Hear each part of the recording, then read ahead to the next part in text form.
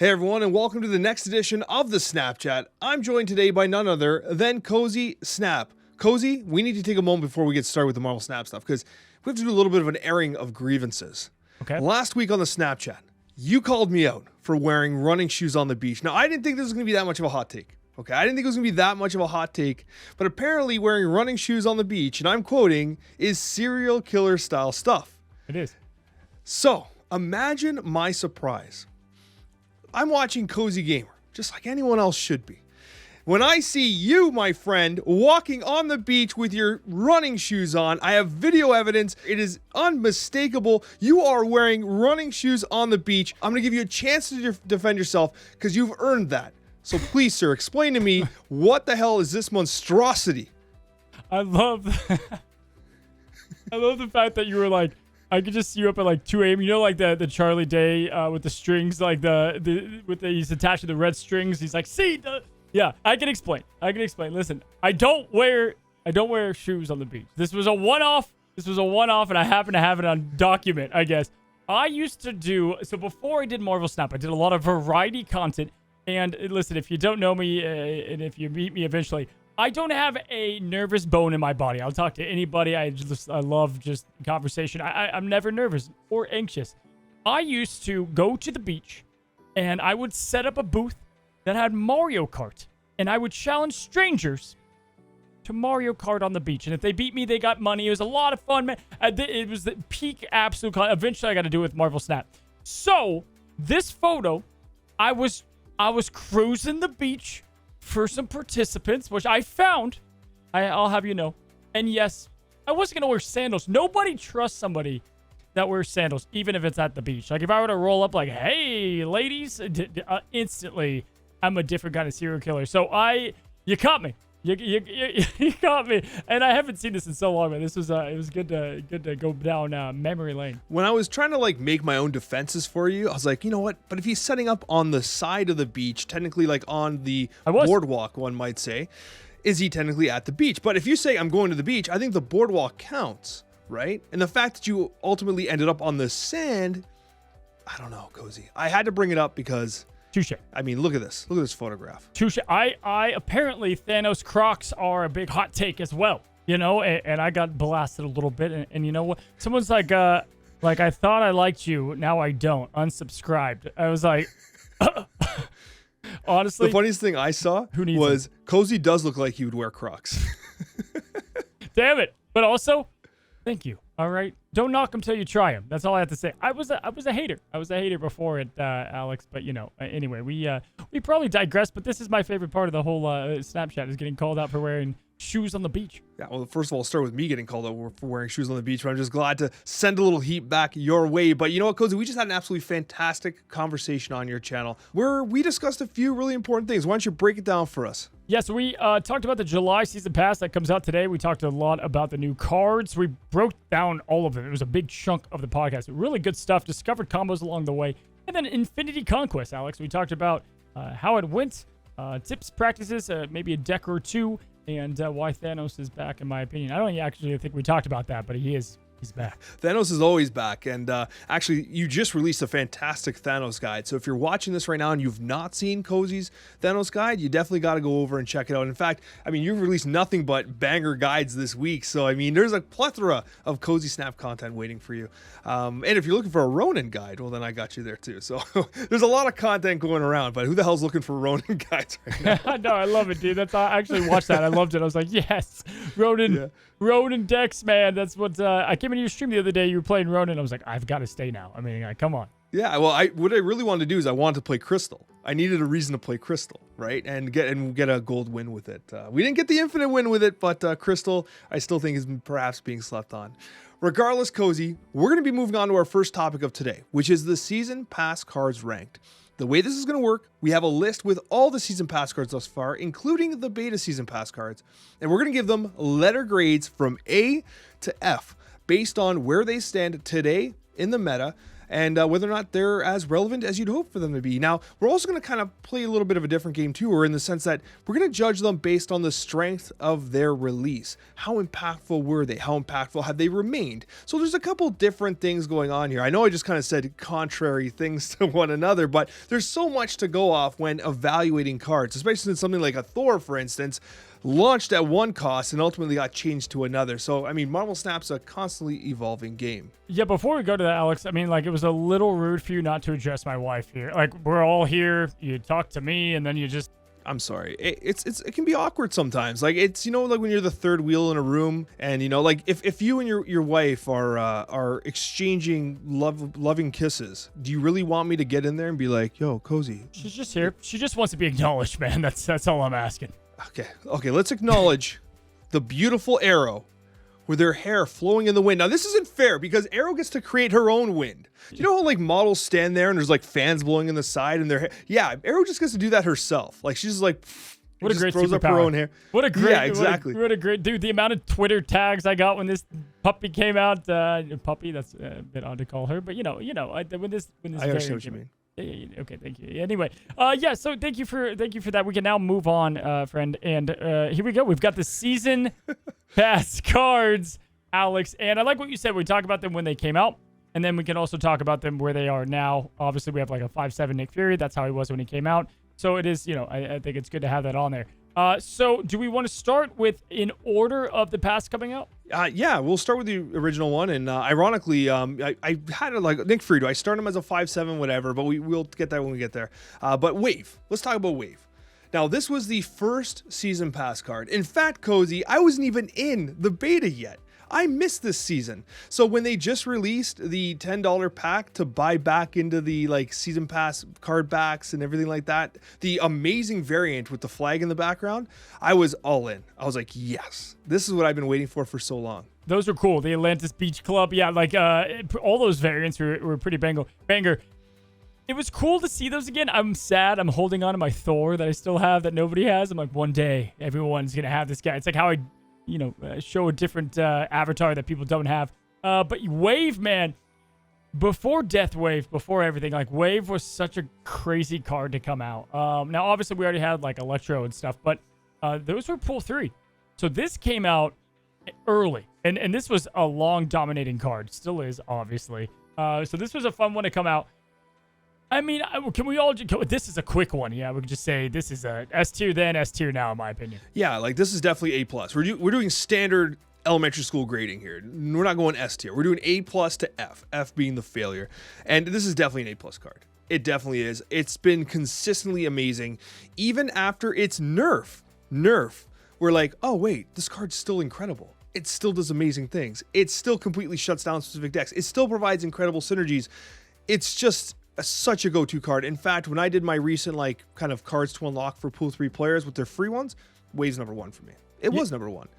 I remember when Death Wave like happened. When you could when people found out that you could play Death for cheap, Arrow, the Arrow that was like dominant Arrow back then, like that was such a crazy it opened up Wave because everyone just saw it as a ramp card, man. And dude, you know how like when Nimrod's released, or we're about to see with Phoenix Force, everybody's playing the card. Dude, imagine Wave being in every single match you go up in. It was wild. You could just play like high cost everything.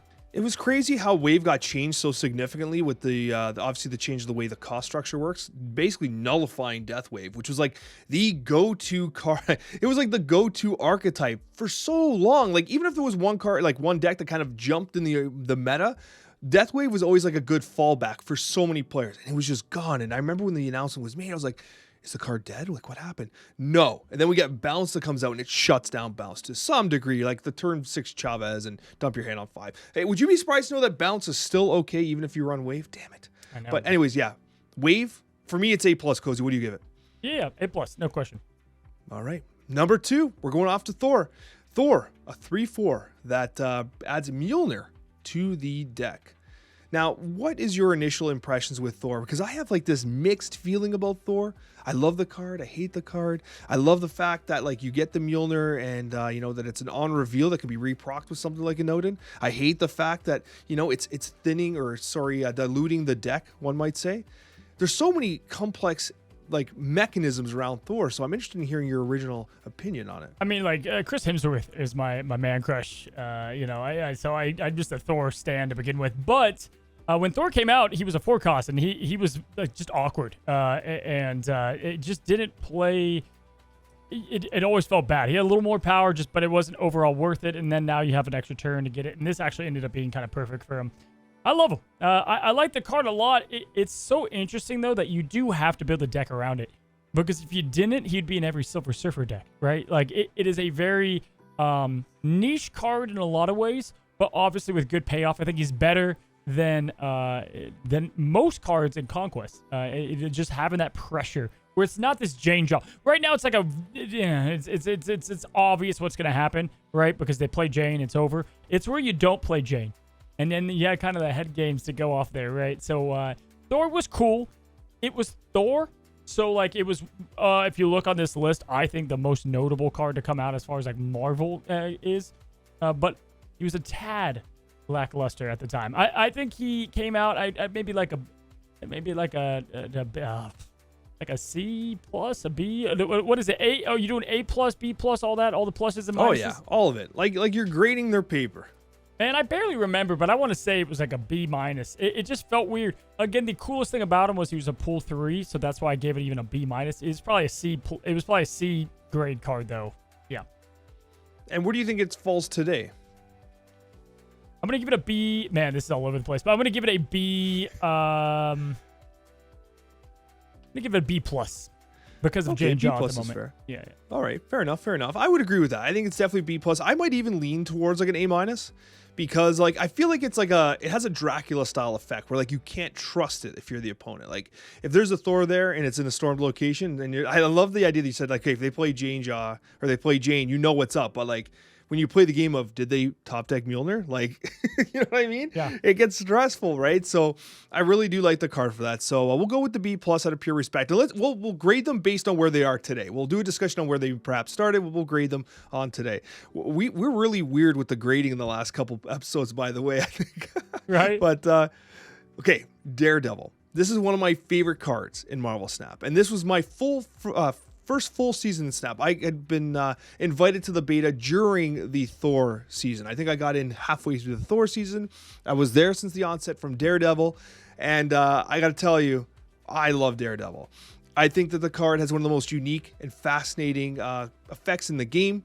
I think it's consistently one of the most powerful cards in the game. I think that it will always be relevant based on new cards coming out. Any control card, especially on turn 5 or 6, if you're ramping, for instance, wants to know if Daredevil is in the list and if it has some sort of synergy. And so for me, this is an absolute banger card, Cozy. And I know you love control, so I know you got some positive things to say about Daredevil. Yeah, I mean, we got a lot of cards to go through. It's an A plus. If there's 2 cards I feel like that I've always stood behind, long before I've heard anyone stand behind them, it was Daredevil and Arrow. Since early beta days, I mean, I had the benefit of the doubt of making content, so it was easy to have like receipts. Like I can show you. I've always been big on them. I got crap about being big on them, and they're still good. Now, Jean Grey does affect Daredevil a small bit, in my opinion. But yeah, dude, Daredevil A plus, no question. All right, A plus from me as well. Nick Fury. Right off the top of your head, what was your grade on the original Nick Fury? 5.7. Yeah, so here's the thing. Like, if we're going to say where they are today, like, it's tough, man. It's tough not to include the journey along the way. Because, like, screw this card, man, forever. But, like, now, I love it. And, like, it's such crap to be like, oh, it's an A card. But it's like, no, it wasn't forever. Like, screw what this guy did to us. No, Nick Fury was just very niche, man. It's not a good card. I mean, it was so bad that they gave it to us for free for Christmas, you know? Yeah, so it was like what, like a D style card on the original iteration? Yeah, D for sure. And I honestly would give it like I'm high on it, an A, B plus now, yeah. All right, so it goes from a D to like a B plus or an A minus. I'm gonna say, you know what? I'm gonna say A minus. Yeah. I'm willing to go A minus on this because I just love it. I've always been a Nick Fury fan. It's got Samuel L. Jackson's signature on it. That's got to be worth something. Hopefully they bring some of those. By the way, imagine having more of these signature cards. Why aren't we seeing more of those? Yeah. And it's crazy that he was the last card before launch, which Miles Morales was our launch card. It was our launch card. Miles Morales was the launch card. And I was actually always pretty high on Morales. And I felt like I was kind of off on an island on my own. The original launch Morales, I would probably have given like a B-, where I felt like it had potential, but it felt too easy to cut sometimes. But when you got the value from it, it was truly a solid card. In particular, when you had like a turn 3 play with like, Vulture and Iron Fist, and you get that free one drop coming down, I think it's a great card. However, I think it's gotten better now, especially with the bold stature style lists. So Cozy, what would you give it today?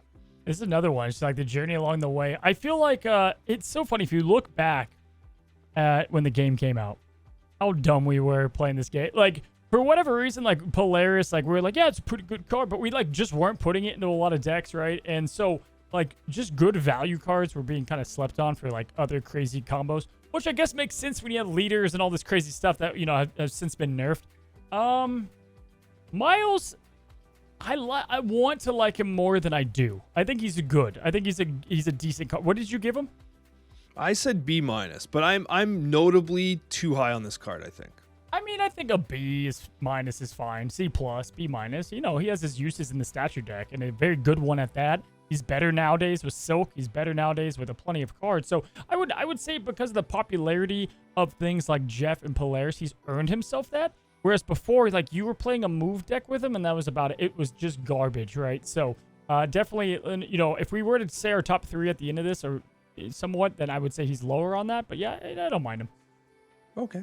B- it is for Miles Morales. Moving on to Black Panther. Black Panther, now we're well into this the full swing of full release. I was actually kind of, if we go back to one of the original you hated him, bro. I was like, this card's not that good. And I'll be honest with you, in my defense, it didn't really like bang like we might have expected. And it kind of took a while for it to turn on, because it was like, okay, people are playing Arnim Zola with it. Then it just kind of died off after the first week. But now it's kind of back, isn't it? I thought right when the card died off is when it would become good. It wasn't good when everybody was playing it because you knew what was going to happen. It's not good or as good in, let's say, ladder, because they play it in a separate lane. You don't have a counter. Okay, have your 2 cubes, goodbye, right? Or even 1 cube. Conquest, you don't have a counter, you lose, number 1. And ramp decks have gotten a lot better. The popularity needed it to die down for it to be good. Even with that, though, I don't know, man. Like a B+, A-, but it's still not like a godsend card, but it's very good. I think that the nerf to Arrow did a lot for this card too. Getting Arrow out of the way to allow a more consistent Zola play on turn 6, yes, I think really did wonders for it too. So I would agree, like a B-. I don't think it's in the A category yet. I think that maybe in the future we'll get there. And I mean, if it didn't do it with Shuri at its absolute peak, then I'm kind of interested in seeing what's going to get it to that next level.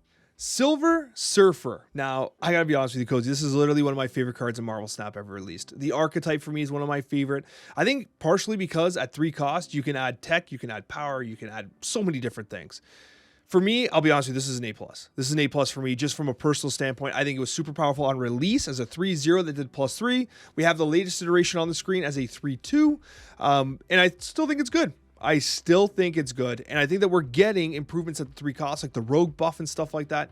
I'm giving it A+. What do you think? Yeah, A+ on release, A- now is probably where I would go with it. Yeah, it's Silver Surfer is just like the thank God Glenn came on the team card. Like how these guys even snuck through QA is what blew my mind. How crazy these cards. And the thing that sucked about Surfer when he came out, it was just at the Christmas holiday.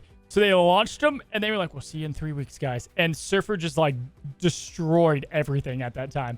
Very good card. Yeah, like him a lot. And so much so, like, talk about what we were saying earlier with Jean Grey. Like, oh, my God, Surfer. He's usable all the time, right? He doesn't need other... It just has synergy across the board. So much so that, like, Zabu does the 4 cost, he does the 3 cost. I would love to see more of these in the other cost zones, yeah. Of course. Okay. I'm looking at Zabu here. I wonder what Cozy's gonna give Zabu. I don't know. Let's just start it off. Give us the talk about Zabu here, and let us know why you're gonna give it the absolute highest score possible. It's not even that. The conversation I want to have around Zabu is just like, how do I say this nicely? I don't even know if there's a way to. The comment section on these balance patch or balance adjustment videos that I make are just hilarious, and they continue to be. And I actually thought about this the other day of like how good cards are still But like I don't know what it is. The feelings of like, I think it's the attachment to the card itself that people just want to go ballistic whenever something gets nerfed. And like Zabu, man, I would love to go and look at some videos of when this thing got nerfed and people calling it dead and the card sucks. Dude, obviously he's fine, right? Like, it's just interesting. Like, thank God the old Zabu's not here. Like double Spider-Man days. I couldn't even believe A+, obviously. But it's funny, like how obvious changes are needed to happen, and it doesn't mean a card is dead, right? Wave, Zabu, and so on. It was funny because when Zabu originally got nerfed, I was one of the ones that was like, is this card, like, is it done? Not done, but like, obviously it goes in negative and other things. But is it going to have the impact it did? And it's still by far one of the best cards in the game. By far. What it did to such a significant level is that 3-cost cards were already fine. I kid you not. 4-cost cards sucked, Alex. Terrible. There were so many bad ones in here. This is before, right around the Darkhawk, right? He just came out in December. But like, there were so many of those you could not justify playing on turn 4. And Zabu changed that whole cost category. And I think that it's in a really good spot now because it still has the effect of like, Daredevil. If you play it later, it feels horrible. If you play it right on 2, it feels snappable. But if you design your deck way too 4 heavy, then you don't draw it. Like, you're at a huge disadvantage. I love the balancing act that it now has. So, and it did for 4s what I think our next card, MODOK, did for discard. Now, I was a huge discard fan. I've always been a discard fan. I was so early on the discard is meta bandwagon in my videos. I was talking about, discard being legit for weeks, if not a month before it really caught on. And now discard, I mean, outside of the whole Spider-Ham thing, pigging the apocalypse, it's been an amazing spot, and I think largely because of MODOK. Yeah, I feel like this one and the next one, like, I don't even need to spend that long on those cards. I think they're really good if you like the archetype, and I want to say an A is what I'll give MODOK. I think Lockjaw discard was such a thing, such a force for such a long time, and like we were trying to make him work in that, and there's just something to be said about dependability. And MODOK brought that to the archetype. Absolutely. And I just think it's an A card overall. It's an A+ card for discard, without question. Moving on to number 10, we have Nimrod. Oh my gosh, Nimrod. So I want 2 separate grades for you. I want you to grade the original one and then where it is now, because in my opinion, Nimrod came out, and because of the leech meta, right, it was basically an F. Like, it was D-, like, it felt really horrible to play. It only fit in eventually Galactus, which of itself was a huge problem. It never really found its own, and then it got buffed. Now I think we're talking about something different. Yeah, it needed the Venom buff, too, I think, to really make it work. The Venom buff is what really brought it. Once the Venom buff happened, I'll be honest, it just became like just one of the biggest slept-on cards. So much so, I can't believe they gave it 6 power. It's like has its own mechanics. It was just so quirky. The only thing is, like, I don't know, man. It feels like the Jean Grey that should be on this season. Like, why not do Kitty Pryde that season? Or, like, I don't know, any of the other cards, I believe, that season. Like, this was such an odd choice. I like Nimrod. MODOK is a 5, and it's fine because he works in such a strategic way. Nimrod and Phoenix are weird, per se. I don't know. I want to say I give him probably a B+. B+, that's fair. That's fair. B+ now. I totally see that for the value that it's putting on the board. Then we move on to number 11. And now we're almost there, guys. We're almost in the most recent ones. And we're talking about Hitmonkey. Hitmonkey, the 2-0 that's never actually a 2-0 unless you play it on Cosmo, which I've seen happen before. Oh my God. But yeah, it's so easy to forget that it's actually non-reveal. But long story short, Hitmonkey, I think, was a card that was kind of slept on when it was first announced. We were like, oh, this card looks good, but blah, blah, blah. Then Bounce comes in full force, and next thing you know, Hitmonkey is absolutely wild. Cozy, what do you think about Hitmonkey? Yeah, A+. I made my every card to be released video back in October when the game came out, and Hitmonkey was on that list, and it was a +3 per card play at the moment. And Sarah Control, like Sarah Miracle, is what it was, just came out, and it was made. And this was the one that's like, when this comes out, how is this gonna last? How is power creep not gonna be a thing? And they did a good job. They made it work. Yeah, A+. No question. Yeah, it's definitely an A+ card. And the thing that really makes an A+ card is similar to what like MODOK is. So many cards on this list, they feel irreplaceable. Like when people don't have Hitmonkey and they're trying to make Hitmonkey style decks, they're like in the comments, hey, what do I replace Hitmonkey with? I'm just like, Right. you replace it with another deck. Like that's what you do. You replace it with, a on reveal list or something, because you're not doing what Hitmonkey does, right? So I do like your call out there. Nebula, number 12. What do you think about Nebula? Because I think this card has absolutely been one of the best one drops in the game. Yeah, I give it an A. I'm not gonna give it an A plus. I give it an A. I like Nebula. I think Nebula is really good. It is. For some reason, she's not in my own deck design. Like I just pick other options typically. But like she's such easy power, man. She's so easy. I think what it is I'm so paranoid about Killmonger that I always use Killmonger to ruin their plays. That I'm like, she's gonna die anyway. And obviously right now Kitty's the better choice, but yeah, she's an A card. She's one of the best one cost. Yeah, you're absolutely correct. The prevalence of Killmonger will definitely do work on a Nebula that's just sitting there, and ultimately I do think that Nebula will compete with Kitty Pryde to some extent. They're very different playstyles, because Nebula is a one drop without question that gains power over time, and your opponent has agency over whether or not it gains power. Whereas with Kitty Pryde, you're committing additional power every time you put it on the board. So it's a one drop that often plays more like a 3 or 4 drop, actually. But regardless, both cards are fantastic, and I do agree with your assessment. And now we're to the most recent card that has been released in the season pass, and that is Ghost Spider. Now, this one is a little more complex, because I actually see the value in this and how it's going to interact with cards in the future. But in and of itself, it's by far one of the weaker of the cards here, but it's what it does for other cards that can be so powerful. It's like the combo piece, right? I'm curious to think of what you would give it as a letter grade, because I lean lower, but it activates so many interesting combos. it coming out in Conquest was the best thing for it. I'd give it an A minus or even a B plus. Really? An A minus, probably B plus in Conquest. Okay. In Conquest. Because of just the nope, gotcha kind of thing. Yeah, a B. I think it's a B card. I think B's fair.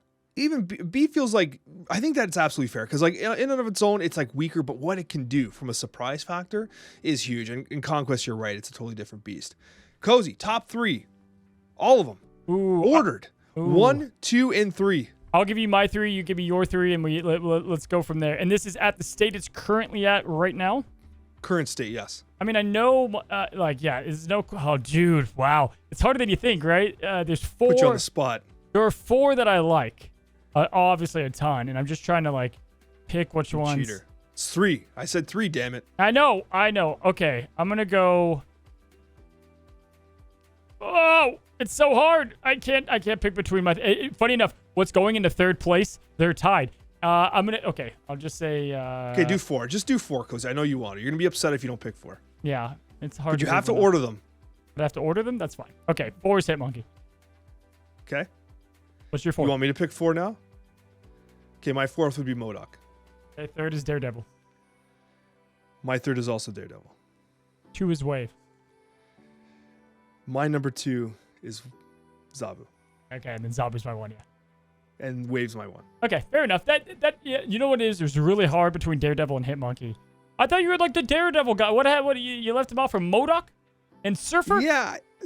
Okay, listen, it's because Silver, it's so hard, man. Why are you gonna come after me? You just finished crying that you wanted me to give you an extra spot on the top 3. Now you're coming out. I'm thinking total power. For me, it's Silver Surfer at the top, then MODOK. Right? But not everyone plays Silver Surfer nonstop like I do. For the average player, it's Wave that's number 1 and Zabu number 2. This isn't the average player's list. It's for us. This is for our list, Alex. All right, so moving on from that there, and I promise, Cozy, I'll let you pick more than just 4 cards here. We're going to talk about our favorite cards this season. In fact, we're going to do them in cost order. 6 cards from cost 1 all the way through 6. Our favorite cards of the season thus far, or I should say of the past season in June 2023. Cozy, we're going to start at cost number 1. Now I'm going to hit you with my favorite. Okay. To get started, because I don't want you to steal my favorite. My favorite is a little piggy that just came out. Spider-Ham. Honestly, Cozy, how good is this card? Specifically in Conquest, it feels completely unfair. All they have to do is not have it show which card it hit. Me, how dare you say that? Dude, that's obviously why it's so good. It's too good. It's too good for a 1 cost, in my opinion. It killed Iceman. I feel like it is so good, dude. How do you not pick Peter Porker?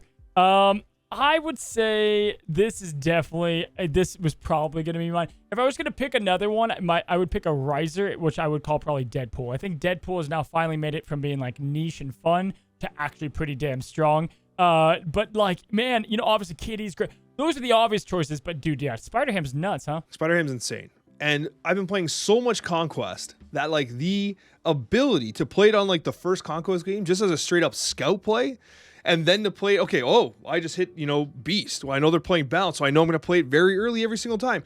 Oh, they're playing a, Devil Dinosaur deck. I'm going to hold it until I think they have Devil Dinosaur. Maybe I'll play it on turn 4 and then knock their Devil Dinosaur out of their hand, right? The strategic element of when you play it is so important, but the scouting is so huge. And it's crazy. Isn't it wild to think that there's a card that made Iceman feel bad? I know. Honestly, Iceman feels bad to play now because of how good this is. It's like when you go up in Conquest, especially like, oh man, guys, Battle 5 and Infinity Conquest, and I see this thing come out, turn 1, game 1, I'm like, damn it. This is about to be a long Conquest. Like, it just, yeah, he's brutal, and he's even better again in Conquest. Dude, that's an easy one to love, without question. All right, Cozy, for number 2, I'm going to let you start so I don't take your answer again. Dude, it's easy. I hope I don't take yours. Dude, it's Collector. Collector is at a point with the Nick Fury and this Agent of S.H.I.E.L.D. build that we talked about earlier a bit. Dude, it just scales, man. It scales so beautifully, and it scales at the perfect levels. Not too early, over 8. Sometimes you can get it over 8. It's a dependable, like, 6, 7 most of the time. Has great... It's like a Devil Dino that fits into all these decks that want to play the same rate. That's at a lower cost and has that same share of synergy. This has been one of the cards that I played more of. No question this season more than any. I definitely regret letting you go first, my friend. I definitely regret letting you go first. Collector's a banger pick. I got another one. And for me, it's Goose. I'm going to say Goose is a special call-out because it's been one of the ways I've dealt with High Evolutionary. The ability to play Goose and kind of prevent the turn 6 Hulk going from into a location I think is really valuable. Of course, Abomination has some counterplay, but I've been playing Goose on turn 5 very often in those style decks, namely in Silver Surfer decks, because I'm often playing in Silver Surfer, Goose, and Luke Cage, right? Very good counter cards, and I think Goose is great for making sure, they can't play, they can only play Wasp there. And, conversely, I mean, Luke Cage probably needs to be on this list too to some degree, but I think Luke Cage is starting to come down in value because the prevalence of High Evolutionary, while still very popular, is not absolutely everywhere. But still, when they're playing High Evo and you got Luke Cage, it does feel pretty good. But ultimately, I think Goose has been an absolute winner for me this year, Cozy. Yeah, it's funny. This season, I feel like it... yeah, this season. This year, too. Yeah, you know what's funny? I think this is the least I've played Goose out of Snap existence. I'm not crazy about the card at the moment because of balance, but yeah, I like the high. I use another card we'll talk about to get rid of the high Evo stuff, so I do get that, and it's actually nice if you build around it. Just damn Kitty Pride and her 1 cost evil. Get 2 costs, so I like that. Yeah, my argument against that though is that like you're able to play under the Goose. I'm playing a Silver Surfer deck, so if they're playing Balance, it's just like Goose isn't really there. And you're right, it feels like a bit of a wasted slot. But when you do play against High Evo or play against some other decks, it can be very, very effective. Oh yeah, man. There's so many High Evo cards that screws over. So yeah, I like the pick. What about 3 costs? I'll let you go first. Oh, you gave me the first? Okay, that's great. I'm going with Silver Surfer. I mean, I've fallen back in love with Silver Surfer because I love so many different 3 costs, but Silver Surfer does feel like it's really back to some degree. The amount of tech that they've added with Silver Surfer is remarkable. You even have a buffed Negasonic going from a 3-4 to a 3-5, by the way. People have been sleeping on that OTA buff, by the way. And I feel like we've brought up Negasonic more today than we've ever brought up Negasonic. Right? Yeah. And, but Silver Surfer for me, like this is a personal list here, and like, Cozy, when I'm like just wanting to play Marvel Snap, I'm turning to my Surfer list every time. You know, I feel sad because you mentioned Surfer, which like I love you. Thank you. I appreciate it. You mentioned Negasonic. Before you listed my my favorite 3 costs this season. It's Dazzler, man. I don't know how you can talk Surfer without talking Dazzler, man. She's crazy in Surfer. She's so good. People ring down how amazing all that. I don't know what ring down is, but you know what I mean. Maximus and Polaris are so great. They're so good, right? This can be a 3-8 on top of having Surfer on top of it. And you're able to build it up with Brood and cards that obviously are going to have some Surfer synergy. Dude, absolutely love Dazzler in Surfer builds. I've been loving it in my Thanos ongoing build. Love it with Onslaught, Patriot. She's my 3 cost winner. You've actually been using Dazzler way more than anyone else I know. You've been a Dazzler believer for a while. In fact, I remember even when Dazzler came out, you're like, this card's not great, but it's not as bad as people say it is. And I know you were experimenting with it and stuff like that.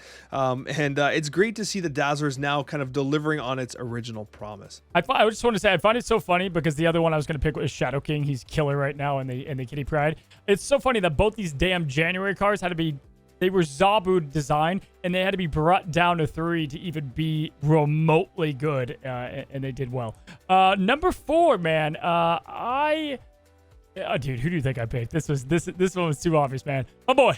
Oh, you took mine again. I knew I wasn't supposed to let you do it.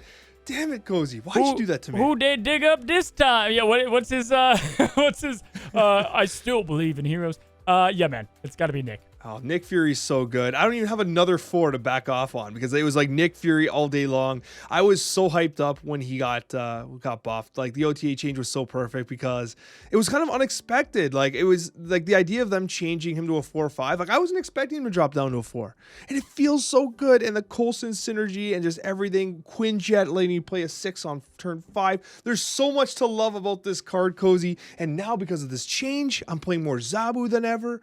Getting ready for that Mufasa variant that we keep talking about, that people keep asking, what's this Mufasa variant that Alex keeps talking about, and I refuse to put it on the screen, just so you guys can be, constantly picturing, that stoic lion with its mane flowing in the wind.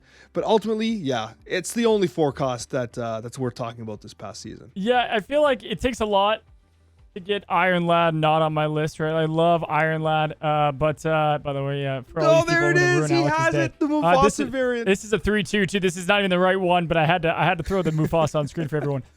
So yeah, Iron Lad is always my favorite 4 cost. Still my most played card, probably in Snap, almost. But yeah, 5 cost card.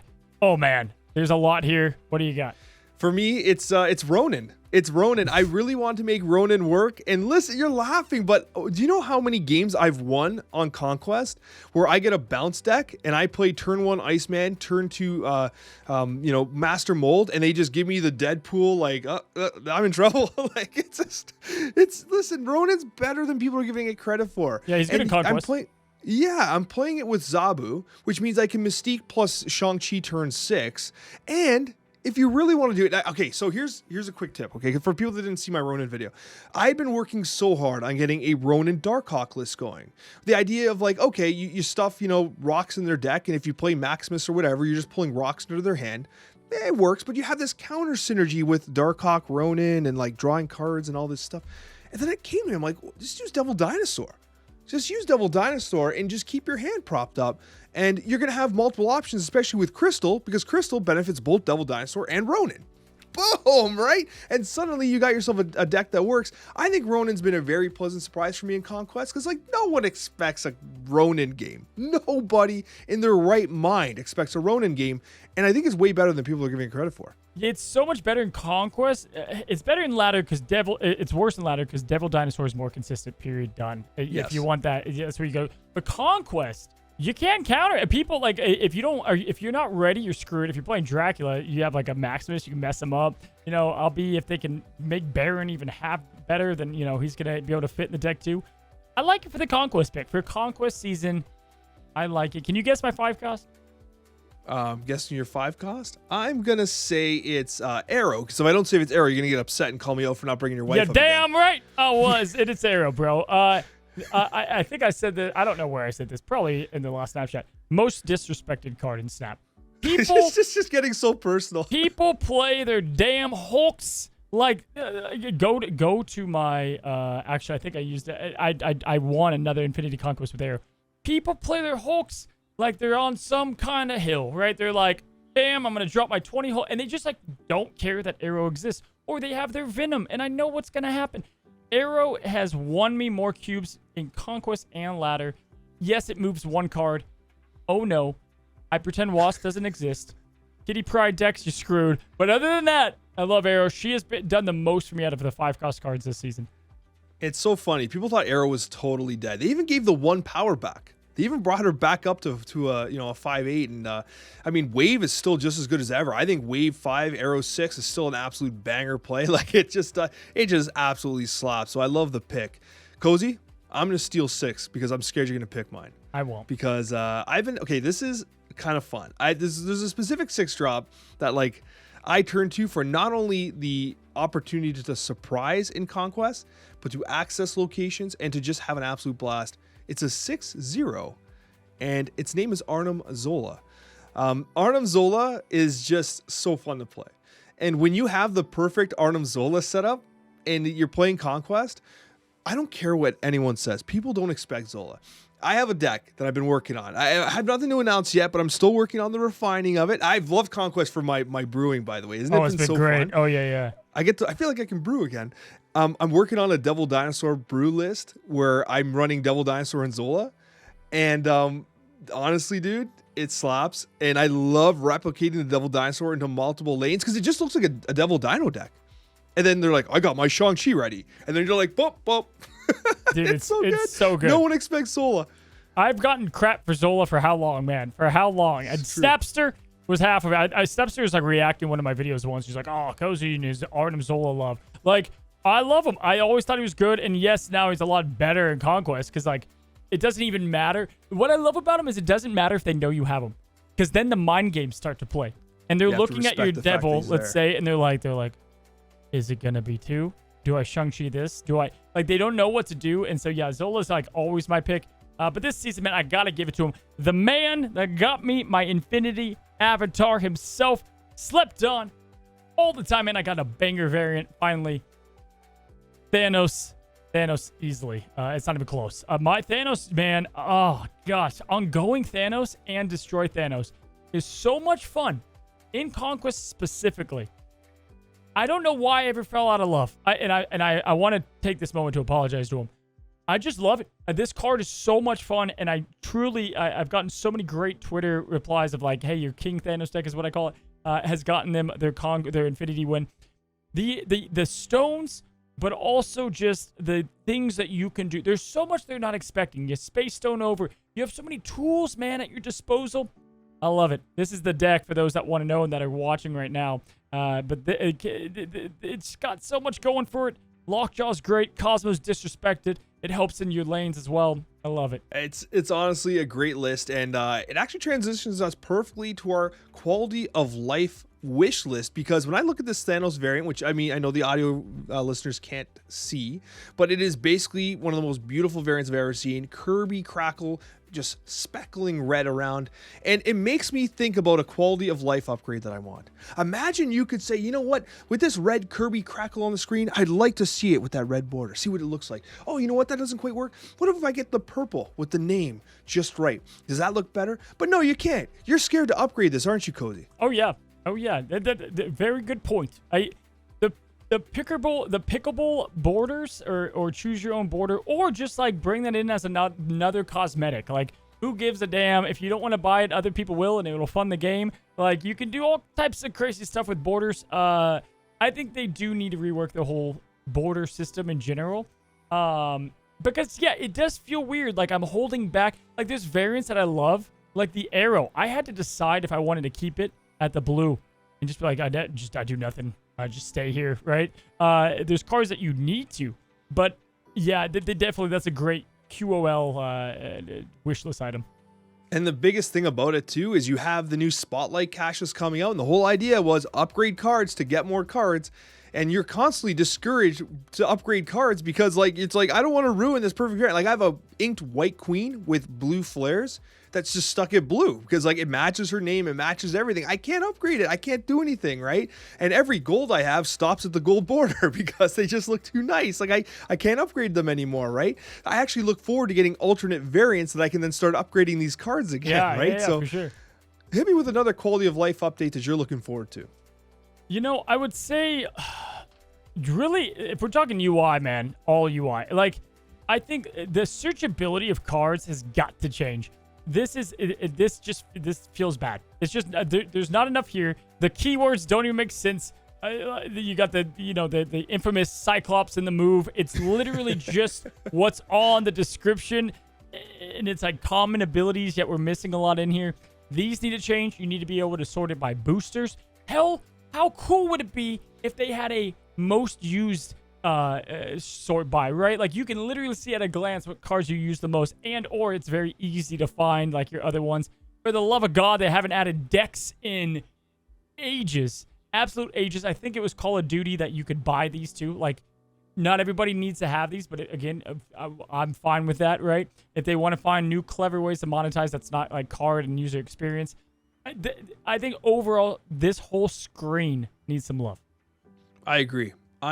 And talking about this screen, one of my major ones is, can you believe that we can't rearrange the decks?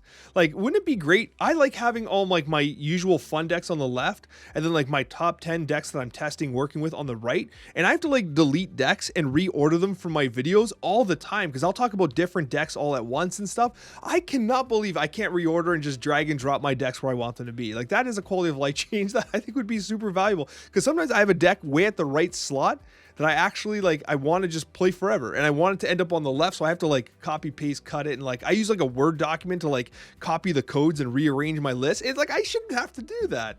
There better be in this season coming up, I swear, if there's not a little like other adjustment section that doesn't have something to do to address these damn avatar deck, the terrible experience. They just like what a garbo. It's not often when like things get introduced that like bring changes that make a system worse off, like in every which way. This whole thing, guys, second dinner, love you guys, but what was going on here? The amount of those little unknown shield agent avatars you see now, you're like, okay, that guy just made a new deck. Like that's all that is.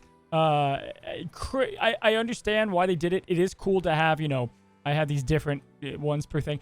But they got to fix that. They just need a default avatar, default deck card back. That's all they need. Like, look, you're not even using any card backs on any of your decks. Yeah, because I'm just I'm glowing through that. I know. Well, it's just what you said. I'm deleting and making all the time, and I barely have time to throw one of these guys on. The only reason these are on is because of the Infinity Conquest, right? But yeah, definitely, I would say the collection system needs to change. Okay, I'm gonna hit you with another one. And this one is one that just drives me nuts. And I think that like there might be more to this one. This is more of like, come on, Alex, that's like an engine thing, but I digress. Cozy, how often do you find yourself in a game situation where you're waiting for your opponent to take a turn, you've locked in your play, and then they snap? They snap. And when they snap, it changes the scope of the game. It changes everything. And you can't move your cards anymore. I like it. I'm fine with it. I think that if they snap, it should lift your cards back up and you should be able to make some minor changes. No? What? You think that you should be locked in even after they snap? It's just, dude, it's like we're a year in, right? Like, you retreat. You just get out of there. You retreat because it gives you time. It gives you a second, like, or so to be like, all right, I'm just going to dip out of this round. I get it. It would be nice, but at the same time, I think it would change too much. I can't believe you didn't take my side on this. I get it. But at this point, it's too late, man. And I feel like it's too late. Maybe I'm like way off. Maybe I'm way off. But I'm so used to it at this point, I guess. I haven't even thought about it. Because of that in of itself, if you're like in a really intense infinite conquest match, you are actually almost required to rope every turn, at the risk that they snap on you. So you still have the mobility. There is no advantage to ever locking in your hand early. Yeah, that is fair. The roping needs to be adjusted. I could completely, I brought that up to the devs several times. Like the fact that it's like encouraged to rope is BS. Almost, right? So there, yes. I'm sorry. As a mechanic, no, but as the roping situation, they got to figure something else there, yeah. Okay, that's kind of where I'm coming from too, right? Like the roping, it almost should be like chess. Do you know like chess, how you have a set amount of time where you could like expire like your wait period, and then as you use that, like you run out of chances to like just kind of run the clock out extra on your opponent. Yeah. That could be interesting, but it could also be weird from like the other person's perspective. They don't know how much time, whatever. We're just getting way more complex now. But yeah, I would like I personally, I know you disagree, I would like the opportunity to move my cards after they snap. I bet you the comment section agrees with me, by the way. There's almost no way. It's a hot take not. I think it's just like at this point, it's like it's so used to at this point. So I think, listen, I get it that they have their whole team dedicated for the full screen UI. But dude, doesn't it feel like we haven't gotten a VFX change in a long time? Like a really long time? I feel like just audio visual. I just want audio visual changed again. Dude, I don't know who composes the music for Snap. The Conquest music. Absolute gem. Not talked about enough. The music in general, awesome. But I want music background changes. I want a little more VFX. the emotes stuff going on while we're at it. Mute all, for the love of God. And the fact that I have to mute some guy that's spamming the every time with like a whatever every conquest round, that probably should change. Yeah, absolutely. The mute all would definitely be valuable, and I'm just throwing a bonus one too, because I'm the kind of person that loves to emote people's cards. Like we have an inked, cool inked or whatever, or a gold card. I love to emote it, and the friggin' emote like button is overlapping the end turn button. Do you know how often I go to emote on someone's card and I actually just end my turn without even playing anything? No. I'm just like, you got to be kidding me, man. Oh, man. It happens on stream all the time. Conquest match, gold conquest. I'm like, oh, he played an ink card. I go to like tap on or like hit the button, it just ends the turn. I'm like, oh, you got to be kidding me. But Cozy, at the end of the day, we're playing an absolutely fantastic game. And I can't wait to see the future of Marvel Snap, but I can't wait for the PC UI. It's been the thing that I've been waiting for so long. I'm glad that they don't have enough resources to do anything else other than make the PC UI absolutely perfect, Cozy. And that about wraps us up on this here podcast for the week. We both really appreciate your support, hitting the like button, checking out Cozy's video, which is right here in the middle of the screen. We had a fantastic conversation there. It's definitely worth checking out. Cozy, any closing remarks from you? No, just we got a new season, man. Pumped for it. We're gonna have to see how these new cards fare out. And we'll see you on that next Marvel Snap episode.